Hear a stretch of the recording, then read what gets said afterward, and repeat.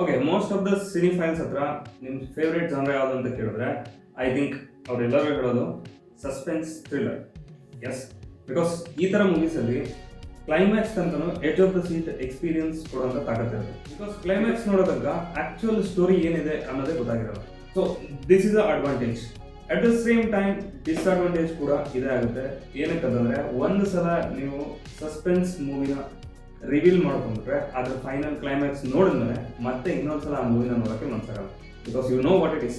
ಯಾರು ಕೊಲೆಗಾರ ಅಂತ ಸ್ಟಾರ್ಟಿಂಗಲ್ಲೇ ಗೊತ್ತಾಗ್ಬಿಡುತ್ತೆ. ಅವ್ನು ನೋಡಿದ್ಬಿಡ್ಲೆ ಇವನೇ ಕೊಲೆ ಮಾಡ್ದ ಅಂತ ಗೊತ್ತಾಗ್ಬಿಡುತ್ತೆ. ಸೊ ಅಷ್ಟೊಂದು ಮಜಾ ಬರಲ್ಲ.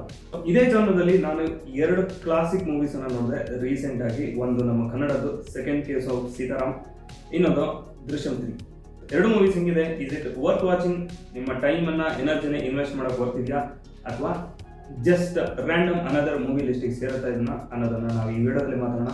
So without any delay let's get start. Second case of Sitaram ಇದು ರೀಸೆಂಟಾಗಿ OTT ಅಲ್ಲಿ ರಿಲೀಸ್ ಆಗಿರುವಂಥ ಮೂವಿ. ಇನ್ಫ್ಯಾಕ್ಟ್ ಥಿಯೇಟ್ರಲ್ಲಿ ಮೊದಲೇ ರಿಲೀಸ್ ಆಗಿತ್ತು, ಬಟ್ ಅಷ್ಟೊಂದು ಸಕ್ಸಸ್ಫುಲ್ ರನ್ ಕಾಣಿಸ್ಲಿಲ್ಲ ಇದಕ್ಕೆ. ಥಿಯೇಟ್ರಲ್ಲಿ ರಿಲೀಸ್ ಆದಮೇಲೆ ಅನ್ಎಕ್ಸ್ಪೆಕ್ಟೆಡ್ಲಿ ಒಂದೇ ಸಲ ಮ್ಯಾಸಿವ್ ಆಗಿ ಹಿಟ್ ಆಗಿಬಿಟ್ಟಿದೆ. ಇನ್ಫ್ಯಾಕ್ಟ್ ನಾರ್ತ್ ಸೈಡಲ್ಲೂ ಕೂಡ after it's dubbing in Hindi it became number 1 trending over 2 to 3 months in Amazon Prime.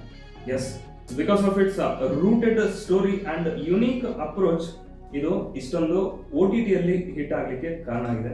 Plot ಬಂದ್ಬಿಟ್ಟು ಸಿಂಪಲ್ ಇದೆ. ಆ ಊರಲ್ಲಿ ಸರಣಿ ಕೊಲೆಗಳು ನಡೀತಾ ಇದೆ. ಒಂದಾದ್ಮೇಲೆ ಒಂದು, ಒಬ್ಬರಾದ್ಮೇಲೆ ಒಬ್ರು ಮಿಡಲ್ ಏಜ್ಡ್ ಪರ್ಸನ್ ಅನ್ನ ಮರ್ಡರ್ ಮಾಡ್ತಾ ಇದ್ದಾನೆ. ದ್ಯಾಟ್ ಟು ಒಂದೇ ಪ್ಯಾಟರ್ನ್ ಅಲ್ಲಿ, which shows he is or she is a serial killer. ಅದು ಇವಾಗ ಪೊಲೀಸರಿಗೆ ದೊಡ್ಡ ತಲೆನೋವು ಆಗ್ಬಿಟ್ಟಿದೆ. ಆ್ಯಂಡ್ ಪೊಲೀಸರ ಮೇಲಿರೋ ಹೋಪ್, ನಂಬಿಕೆ ಎಲ್ಲದನ್ನು ಆ ಊರವರು ಕಳ್ಕೊಂಡ್ಬಿಟ್ಟಿದ್ದಾರೆ. ಸೊ ಅದು ಇನ್ನೊಂದು ತಲೆನೋವು ಪೊಲೀಸರಿಗೆ. ಸೀನಿಯರ್ಸ್ ಅಲ್ಲಿರೋ ಪ್ರೆಷರನ್ನು ಹ್ಯಾಂಡಲ್ ಮಾಡಬೇಕು, ಆ ಕೇಸನ್ನು ಸಾಲ್ವ್ ಮಾಡಬೇಕು, ಮತ್ತೆ ಊರವ್ರ ನಡುವೆ ಆ ಭಯವನ್ನು ಹೋಗಿಸ್ಬೇಕು. ಇದಿಷ್ಟನ್ನ ತಲೆ ಮೇಲೆ ಹೊತ್ಕೊಂಡು ಹೋಗ್ತಾ ಇರೋದು ನಮ್ಮ ಹೀರೋ ವಿಜಯ್ ರಾಘವೇಂದ್ರ ಅವರು. ಎಟ್ ದ ಎಂಡ್ ಕೇಸ್ ಹೆಂಗೆ ಕ್ಲೋಸ್ ಆಗುತ್ತೆ, ಯಾರು ನಿಜವಾಗ್ಲೂ ಕೊಲೆಗಾರರು, ಅದರಲ್ಲಿ ಯಾರು ಸತ್ಯ ಹೇಳ್ತಾ ಇದ್ದಾರೆ, ಯಾರು ಸುಳ್ಳು ಹೇಳ್ತಾ ಇದ್ದಾರೆ ಅನ್ನೋದೆಲ್ಲದಕ್ಕೂ ಕೊನೆಯಲ್ಲಿ ಉತ್ತರ ಸಿಗುತ್ತೆ.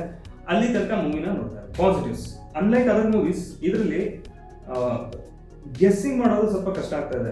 ಒಂದಾದ್ಮೇಲೆ ಒಂದು ಸೀನ್ಸ್ನ ನೋಡ್ತಾ ಹೋದಂಗೆ ಇದು ಹಿಂಗಾಗಿರ್ಬೋದು ಹಂಗಾಗಿರ್ಬೋದು ಅಂತ ನಾವು ಅನ್ಕೊಂತೀವಿ.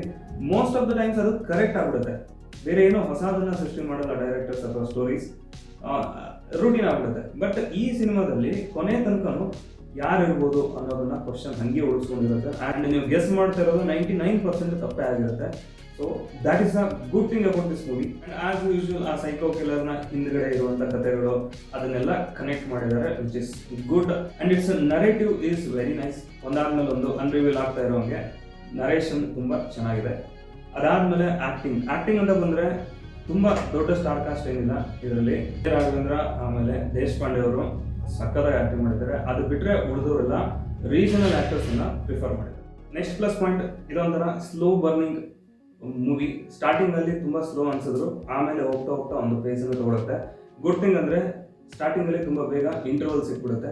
ಸೊ ಅವಾಗ ಏನು ಬೋರ್ ಬರ್ತಾ ಇರುತ್ತಲ್ಲ ಅಷ್ಟೊತ್ತಿಗೆ ಇಂಟರ್ವಲ್ ಬಂದು ಸ್ವಲ್ಪ ರಿಲ್ಯಾಕ್ಸ್ ಕೊಡ್ತಾರೆ. ಅದಾದಮೇಲೆ ಸ್ಟೋರಿ ಒಂದು ಸ್ವಲ್ಪ 2ನೇ ಗೇರಲ್ಲಿ ಸ್ಟಾರ್ಟ್ ಆಗುತ್ತೆ. ಸೊ ಕ್ಲೈಮ್ಯಾಕ್ಸ್ ಬರೋ ತನಕ ಮತ್ತೆ ಗ್ರಿಪ್ಪಿಂಗ್ ಇದೆ, which is a good thing. Negatives ಅಂತಂದರೆ ಆ್ಯಸ್ ಐ ಸೆಟ್ ಸ್ವಲ್ಪ ಸ್ಲೋ ಇದೆ ಮೂವಿ. ಅದನ್ನು ಸ್ವಲ್ಪ ಪೇಷನ್ಸಲ್ಲಿ ನೋಡಬೇಕು. ಅವಾಗ ನಿಮಗೆ ಲಾಸ್ಟಿಗೆ ಕ್ಲೈಮ್ಯಾಕ್ಸಲ್ಲಿ ಒಂದು ಸ್ವಲ್ಪ ರಿಲೀಫ್ ಸಿಗುತ್ತೆ. ಮತ್ತು ಆ್ಯಕ್ಟರ್ಸ್, ತುಂಬ ದೊಡ್ಡ ಆ್ಯಕ್ಟರ್ಸ್ ಯಾರು ಇದ್ದೇ ಇರೋದಕ್ಕೆ ಅದೊಂದು ಸ್ವಲ್ಪ ಆನ್ ಸ್ಕ್ರೀನ್ ಆ ಎಮೋಷನ್ಸ್ ಎಲ್ಲ ಡ್ರಾಪ್ ಆಗ್ತಾ ಇರೋದು ಕಾಣಿಸುತ್ತೆ. ಅದು ಬಿಟ್ಟರೆ ಮತ್ತೇನು ಪ್ರಾಬ್ಲಮ್ ಅನ್ನಿಸ್ತಿಲ್ಲ. ಸ್ಟಾರ್ಟಿಂಗ್ ಫಸ್ಟ್ ಹಾಫಲ್ಲಿ ಎಡಿಟಿಂಗ್ ನಾರ್ಮಲ್ ಆಗಿದೆ. ನೆಕ್ಸ್ಟ್ ಕೆಲವೊಂದಷ್ಟು ಯುನೀಕ್ ಸೀನ್ಸನ್ನು ಕಟ್ಸನ್ನು ಹಾಕಿದ್ದಾರೆ, which is good. But overall negatives ಅನ್ನೋದು ಭಾಳ ಏನಿಲ್ಲ. ಸ್ವಲ್ಪ ಮೂವಿ ಲೆಂದಿ ಅನಿಸುತ್ತೆ, ಅದನ್ನು ನಾವು ತಡ್ಬೋದು. ಕಂಟೆಂಟ್ ಚೆನ್ನಾಗಿದ್ದರೆ ಆಡಿಯನ್ಸ್ ಸಪೋರ್ಟ್ ಮಾಡ್ತಾರೆ ಅನ್ನೋದಕ್ಕೆ ಇದೇ ಬೆಸ್ಟ್ ಎಕ್ಸಾಂಪಲ್. ಸೊ ನನ್ನ ಪ್ರಕಾರ it's an easily 1 time watch movie and I give 4 out of 5 stars. ನೀವೇನಾದ್ರು ಈ ಮೂವಿ ನೋಡಿದ್ರೆ ನಿಮಗೆ ಹೆಂಗೆ ಅನ್ನಿಸ್ತು ಅನ್ನೋದನ್ನು ಕಮೆಂಟ್ ಮಾಡಿ. ದೃಶ್ಯಂ 3 ಜಾರ್ಜ್ ಕುಟಿ ಸಾಕಾಯ್ತು ಗುರು. ಅವನು ಆ ಡೆಡ್ ಬಾಡಿನ ಊತಾಕಿ ಅದನ್ನು ಸುಟ್ಟು ಭಸ್ಮ ಮಾಡಿ ಅದ್ಮೇಲೆ ಕತೆ ಬರೆದು ಎಲ್ಲದೂ ಮಾಡ್ಬೋದ, ಮತ್ತೆ ಅದನ್ನು ಓದ್ತಾ ಇದ್ದಾರೆ. ಎಲ್ಲರಿಗೂ ಗೊತ್ತಿದೆ, ಬಟ್ ಸ್ಟಿಲ್ ನಮಗೂ ಗೊತ್ತಿದೆ, ಫಿಲ್ಮಲ್ಲಿ ಇದ್ದವರಿಗೂ ಗೊತ್ತಿದೆ, ಆದರೂ ಕೂಡ ಅದನ್ನು ಮತ್ತೆ ಮತ್ತೆ ಮತ್ತೆ ಡಿಗ್ ಮಾಡ್ತಾ ಇದ್ದಾರೆ. ಸೊ ಅದು ತುಂಬ ಲೆಂದಿ ಅನಿಸ್ಬಿಟ್ಟು ಮೂವಿಲೇನೂ ಹೊಸದಿಲ್ಲ. ನಾನು ಸ್ಟಾರ್ಟಿಂಗಲ್ಲೇ ಹೇಳ್ದಂಗೆ ಈ ಥರ ಮೂವೀಸ್ದು, ಈ ಥರ ಜಾನ್ರದು ನೆಗೆಟಿವ್ ಏನಂತಂದರೆ ಒಂದ್ಸಲ ನಿಮಗೆ ಗೊತ್ತಾಗ್ಬಿಟ್ರೆ ಏನು ನಡೀತಾ ಇದೆ, ಅದು ಏನಾಗ್ತಾ ಇದೆ ಅಂತ ಮತ್ತೆ ನೋಡೋಕ್ಕೆ ಮಜಾ ಬರಲ್ಲ. ಸೊ ದೃಶ್ಯಂ 3ದಲ್ಲೂ ಸ್ವಲ್ಪ ಹಂಗೆ ಆಗೋದು. ಅದು ಏನು ನಡೆದಿದೆ ಅಂತ ನಮ್ಗೆ ಆಲ್ರೆಡಿ ಗೊತ್ತು. ಮತ್ತೆ ಅದನ್ನು ಹೈಪ್ ಇದೆ ಅನ್ನೋ ಒಂದು ರೀಸನ್ಗೆ ದೃಶ್ಯಂ 3 ಮಾಡೋದಂಗಿದೆ ಅದು.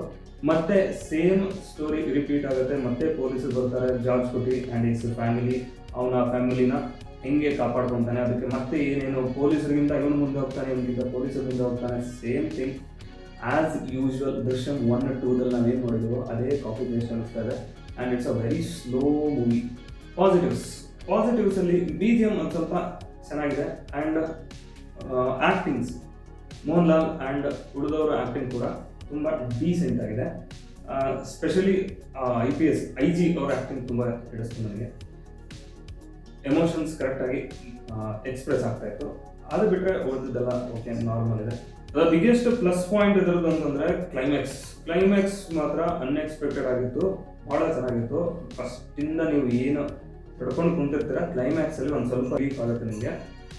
ಅದು ಒಂದನ್ನು ಅಪ್ರಿಷಿಯೇಟ್ ಮಾಡಲೇಬೇಕು. ಫ್ಯಾಮಿಲಿ ಅಂತ ಬಂದಾಗ ಅದನ್ನು ಉಳಿಸ್ಕೊಳ್ಳೋಕ್ಕೆ ತಂದೆ ಆಗಿರ್ಬೋದು, ಯಾವುದೇ ಮನುಷ್ಯ ಯಾವ ಮಟ್ಟಿಗೆ ಹಿಡಿತಾನೆ ಅನ್ನೋದನ್ನು ತುಂಬ ನೀಟಾಗಿ ತೋರಿಸಿದ್ದಾರೆ. We know already villains POV ಮತ್ತು ಹೀರೋ ಕಡೆಯಿಂದಲೂ ಕೂಡ ಇಬ್ಬರು ತಮ್ಮ ಫ್ಯಾಮಿಲಿಗೋಸ್ಕರ ಏನು ಮಾಡ್ತಾರೆ ಆ್ಯಂಡ್ ಅವ್ರ ಪ್ರಕಾರ ಅವರಿಬ್ಬರು ಕರೆಕ್ಟೇ ಅನ್ನೋದನ್ನು ತೋರಿಸಿದ್ದಾರೆ ಇಲ್ಲಿ. ಆ್ಯಂಡ್ ನಾವು ಡಿಸೈಡ್ ಮಾಡಬೇಕು ಆ್ಯಸ್ ಅನ್ ಆಡಿಯನ್ಸ್ ಯಾರು ತಪ್ಪು ಯಾರು ಸರಿ ಅಂತೇಳಿ. ಸೊ ಅದು ತುಂಬ ಚೆನ್ನಾಗಿ ಅನ್ನಿಸ್ತು ಪ್ರೆಸೆಂಟೇಷನ್. ನೆಗೆಟಿವ್ಸ್ ಮತ್ತೆ ಅದೇ, ತುಂಬ ಲೆಂದಿ ಮೂವಿ, ಹೊಸದೇನು ಅನ್ನಿಸ್ತಾ ಇಲ್ಲ. ಕ್ಲೈಮ್ಯಾಕ್ಸು ಒಂದು 2-3 ಎಲಿಮೆಂಟ್ಸ್ ಬಿಟ್ಟರೆ ಮತ್ತೇನು ಹೊಸದಿಲ್ಲ. ಫಸ್ಟ್ ಮತ್ತು ಸೆಕೆಂಡ್ ಪಾರ್ಟ್ ಕೊಟ್ಟಿರುವಂಥ ಆ ಎಕ್ಸ್ಪೀರಿಯನ್ಸನ್ನು, ಎಕ್ಸೈಟ್ಮೆಂಟನ್ನು ಇದರಲ್ಲಿ ನಾವು ಎಕ್ಸ್ಪೆಕ್ಟ್ ಮಾಡೋಕ್ಕಾಗಲ್ಲ. So it's a slow movie and ಏನು ಹೊಸದು ಅನ್ನಿಸ್ತಾ ಇಲ್ಲ. ಮತ್ತೆ ಒಂದು ಪ್ರಾಬ್ಲಮ್ ಅಂತಂದರೆ ದೃಶ್ಯಂ 4 ಕೂಡ ಬರುತ್ತೆ ಅನ್ನೋ ಥರ ಲಾಸ್ಟಿಗೆ ಕ್ಲೈಮ್ಯಾಕ್ಸ್ ಒಂದು ಹಿಂಟ್ ಬರುತ್ತೆ, ಸಾಕು ಮತ್ತೆ ನೋಡೋಕ್ಕಾಗಲ್ಲ. ಜಾರ್ಜ್ ಕುಟಿ ಮತ್ತೆ ಇನ್ನೊಂದು ಡೆಡ್ ಬಾಡಿ ಅಂತಂದು ಮತ್ತೆ ಅದನ್ನ ಸುಟ್ಟು ಮತ್ತೆ ಇವ್ರಿಗೆ ಮಂಗ ಮಾಡೋದು. I give 3 out of 5 stars.